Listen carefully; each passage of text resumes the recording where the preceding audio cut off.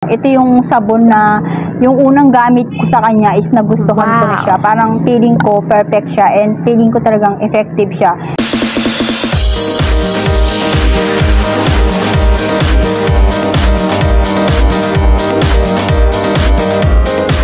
Hi mga mami ko! Welcome back to another videos. At meron nga na naman akong i-share sa inyong ginagamit ko ngayon na pampaputi ng aking balat. Ang mga content ko dito ay about sa mga skincare routine, beauty product, at hindi ako dermatologist. So ito nga mga mami ko, yung aking bagong ginagamit na pampaputi ng balat. Sobrang ganda nitong sabon na to. Mura lang naman to mga mami ko. Premium Kojic Papaya Intense Whitening Soap by Her Choice PH Vlog. Meron akong bagong videos, baka hindi nyo pa napapanood yun. Paano magpaputi ng balat, mas gumanda yung balat nyo, mas mapaputi nyo pa ng maganda yung mga balat ninyo. Her Choice PH, meron itong 120 grams at ang presyo nito mga mami ko ay 125 pesos. Nilagay ko na yun yung link para makapag-order kayo. Okay, ayusin ko lang yung hair ko kasi bagong ligo ang mamsi nyo, kaya ganyan.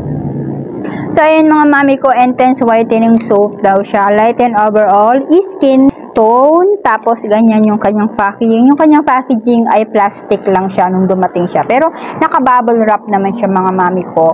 And makikita mo dito yung mga info ni Her Choice na Kojic Papaya Soap. Alam naman natin si Papaya ay maganda talaga sa balat siya. Nakakaputi talaga siya. And yung Kojic.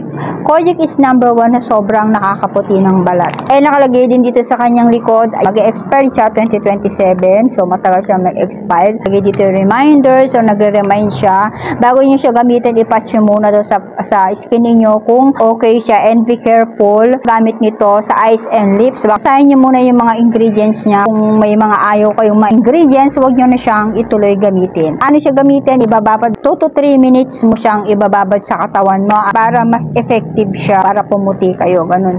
Yung tamang paggamit dito kay Kojic Papaya. After natin patuyuin yung ating balat, gumamit tayo ng mga sunblock, sunscreen. Tapos sa gabi naman mga mami ko, yung moisturizer. Ito yung sabon na yung unang gamit ko sa kanya is nagustuhan ko na siya. Parang feeling ko perfect siya and feeling ko talagang effective siya.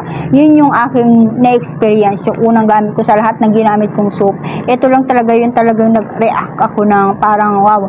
Parang unang gamit mo pa lang talagang magugustuhan mo na talaga yung sabon na ginagamit mo. And yung amoy niya mga mami ko, parang yung mga sabon na before na na-try ko, yung mga parang ripak-ripak lang gano'n yung amoy niya. Kaya naman sabi ko nung pagbukas ko dito, parang feeling ko hindi siya effective kasi yung amoy niya talaga parang siya, familiar sa akin yung mga ginamit ko before pa mga mami ko ha. Yung mga ganitong amoy parang hindi siya effective yung gano'n. Pero ito, kaamoy niya pero siya, effective siya. Ito yung nagustuhan ko dito sa sabon na to, sobrang bula niya. At pag nilarab ko talaga, pag rub mo pa lang na gano'n sa skin mo, talagang babula na talaga siya. And ito madali din siyang matunaw. Kaya naman after ko siyang gamitin, pinuputol-putol ko muna siya mga masis. Ganito siya.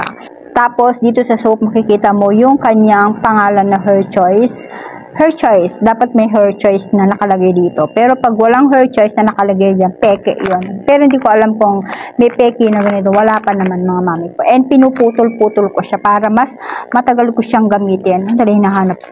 Ito yung pinutulan ko, ayan. Nilagay ko dito sa safeguard. Ganyan siya kanipis. Okay, ganyan siya. Para hindi siya matunaw agad, nilalagay ko dito. After ko siya maligo, ilalagay ko na dyan sa lalagayan na ganyan. Para mas matagal nyo yung gamitin yung sabon, kailangan puputulin nyo siya. Kasi pag ganito, ginamit nyo na siya ng ganito, grabe guys. Bubus agad yan, bili ulit kayo. Butas ang bulsa nyo dyan, sinasabi ko sa inyo. Butas ang bulsa nyo pag buo nyo siyang ginamit. Sa mukha naman, wag nyo i-rub yung sabon dito sa mukha ninyo kasi mahapdi siya. Baka mamula-mula pa siya. Baka sensitive skin pa kayo, lalong ninipis yung mukha ninyo. Hindi ko to ginagamit sa face ko mga mami ko, dito lang sa aking body. Kasi yung face ko, sobrang nipis na niya tapos sensitive pa siya. Ayaw niya sa mga matatapang na product kasi mas lalong yung mukha ko magkakaroon ng maraming tekas. Ganun siya mga mamsi. Ang masasabi ko dito, effective siya. Kung nagpapaputi kayo mga mami ko, naghahanap kayo ng mga pampaputing sabon, ito na yung gamitin ninyo. At saka, hindi lang siya for whitening. Nakakalighten din to ng mga pekas, mga dark areas. At syempre, mga may pimples, ayan mga mami ko. Maganda siya, effective siya. Tapos mga mami ko, pag ginamit nyo to sa mukha ninyo, ang gagawin ninyo, kukunin nyo lang yung bula sa sabon, and then saka kayo maggaganon. And huwag nyo ibababad sa mukha ninyo. Hindi maganda. Ako na nagsasabi sa inyo, hindi siya maganda. Okay? Sa katawan, maganda siya. Sa mukha, no. Kasi, tinry ko, hindi ko nagustuhan sa mukha. Medyo may pagkamatapang siya mga mami ko. Pero, pagka makapal naman yung mukha ninyo, yung balat nyo sa mukha nyo, pwede, carry naman mga mami ko. Yun lang sinasabi ko, pag sensitive kayo at medyo manipis yung mukha ninyo, hindi nyo siya pwedeng gamitin sa mukha. Siguro pwede kung dadalian nyo lang siya. Pero ako talagang hindi. Mas nangangati yung mukha ko pagka gumagamit ako ng matatapang na sabon sa mukha ko.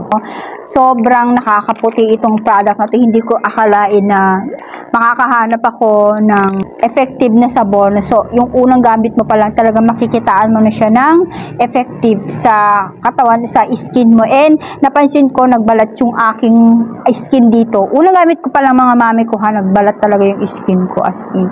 Hindi ko lang maipakita dito sa paa. Ayan. Ito, mga mami ko, pwede nyo i-rub sa katawan niyo. Itong soap na to, pwede nyo siyang i-rub ng ganyan sa katawan nyo. Pero sa mukha, hindi. Yun yung ginagawa ko. Sabi ko sa inyo, unang gamit nyo palang magugustuhan nyo na tong sabon na to. At saka yung mga hinahanap kong sabon na yung mabula, yung paggamit mo palang sa kanya, talagang grabe naman talaga yung kanyang pagkabula-bula. Gusto nyo yung madalian na pagputi, ito yung gamitin nyo, si Her Choice. And hindi ko nababasahin yung ingredients niya dahil wala naman nakalagay dito ng ingredients or andito sa baba. Okay. Andito pala yung ingredients niya. Meron ingredients itong Alpha Arbutin, Juju Aloe Vera, Kojic Palmitate. Yun. Tapos, ayan, hindi na makita. Yun lang yung nakalagay dito na tawag dito, ingredients niya. So, ilalagay ko na lang dyan sa aking screen yung ingredients yung mga mamsi ko. Kung okay to, kung pwede siya sa skin niyo yung mga ingredients. Kung yung mga, mga skin niyo ay dark, or kung kulay nyo na yung kayumanggi, hindi ko masasabing puputi kayo. Kung kulay nyo na yan, hindi na yan mababago. So, hanggang dito na lang yung ating vlog. Sana nagustuhan nyo yung aking vlog for today. So, huwag nyo kalimutan na mag-subscribe at i-like itong video na to. So, thank you for watching. Bye!